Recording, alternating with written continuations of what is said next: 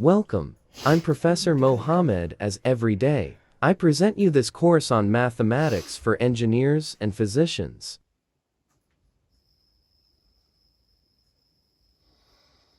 Donc, messieurs, bonsoir. On va continuer donc les cours de mathématiques. On va enchaîner avec toujours le produit mixte. On va voir les propriétés tout d'abord de ce produit mixte de calcul.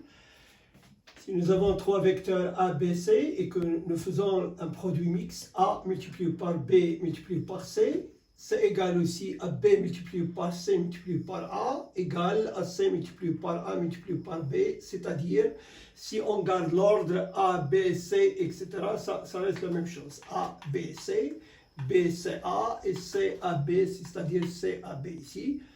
Et c'est égal aussi à moins si on peut mettre un de deux vecteurs entre eux et on obtient moins, c'est-à-dire AC moins ACB égale à moins BAC égale à moins CBA.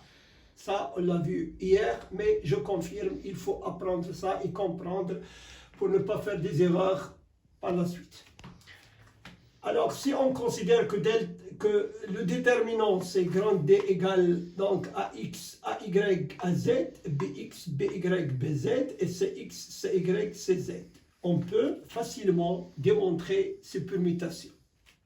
Il suffit de changer donc l'ordre de ces coordonnées pour voir que vous obtenez soit le résultat dans cet ordre, soit en ordre inverse, c'est moins D. Alors, si ABC sont coplanaires, on l'a dit hier, D, le déterminant serait égal 0. Et A, on peut l'écrire dans ce cas-là, M multiplié par B multiplié par NC, c'est-à-dire un de ces trois vecteurs peut s'écrire sous forme de linéarité des deux autres vecteurs. Et bien sûr, on suppose toujours que A est différent de 0, B est différent de 0 et C est différent de 0. Dans ce cas-là, lorsque ces trois vecteurs qui sont non nuls sont coplanaires, alors D égale à 0.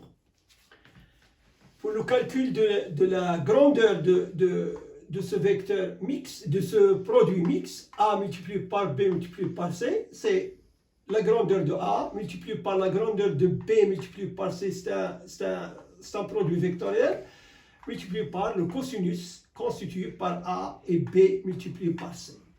Et B, bien sûr, multiplié par C, c'est un produit vectoriel, c'est la grandeur de B multiplié par la grandeur de C multiplié par le sinus constitué entre B et C.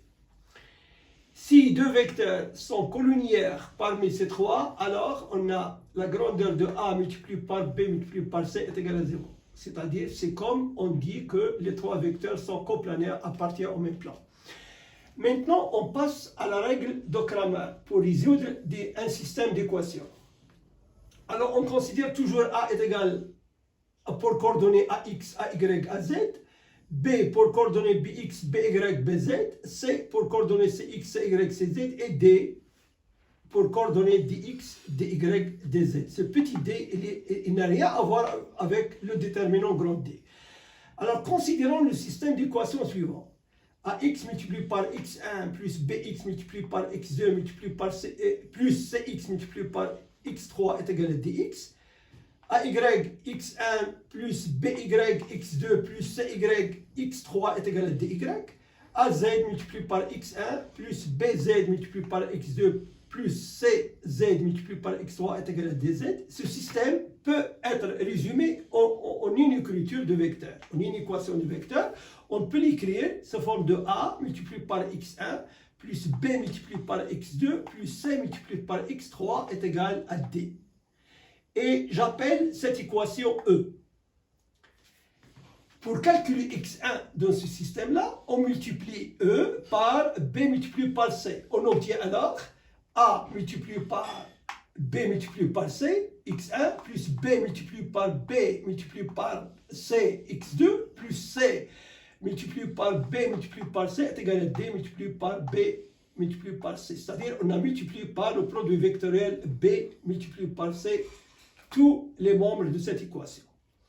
Or, nous avons B ici multiplié par B multiplié par C égale à C multiplié par B multiplié par C est égal à 0, puisque nous avons au moins deux vecteurs qui sont collinéaires, C ici et B ici.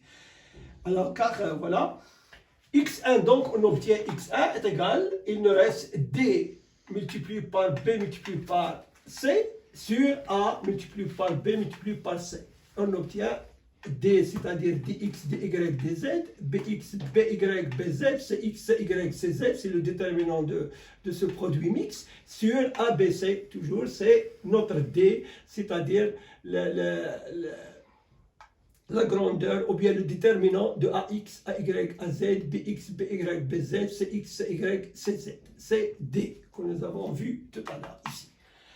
Alors, pour calculer x2, on multiplie E, toujours notre équation E, par A multiplié par C. On obtient A multiplié par A multiplié par C, x1, plus B multiplié par A, C, x2, plus C multiplié par AC, x3 est égal à D multiplié par AC. Donc, on a multiplié cette équation E par le produit vectoriel A multiplié par C. On obtient alors, or, nous avons A multiplié par AC est égal à C multiplié par AC est égal à 0, puisque nous avons au moins deux vecteurs qui sont collinéaires, CC ici et AA ici. Donc x2, on obtient D multiplié par A multiplié par C sur B multiplié par A multiplié par C. Et là, si je peux mettre par exemple A avec D, j'obtiens moins A multiplié par D multiplié par C, sur, et là, je fais une permutation entre A et B, et j'obtiens moins A sur B multiplié par C, et ça donne aussi moins C plus, donc c'est A multiplié par D multiplié par C sur A, B, C, c'est D. C'est notre déterminant en premier lieu.